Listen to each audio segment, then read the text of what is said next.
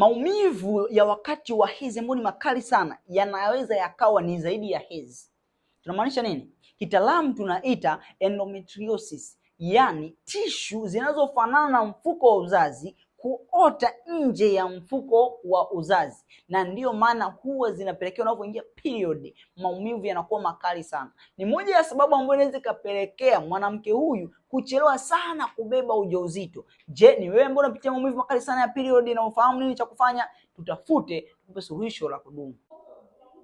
Dalili hizi tatu ni dalili za kuonyesha kwamba mwanamke mirija yako imeziba. Dalili ya kwanza ni kwamba unashindwa kubeba ujauzito kwa muda.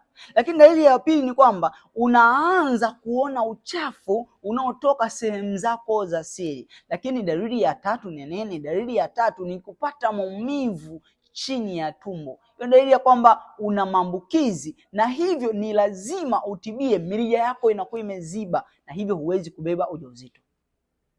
Dalili hizi tatu ni dalili za kuonyesha kwamba mwanamke mirija yako imeziba. Dalili ya kwanza ni kwamba unashindwa kubeba ujauzito kwa muda.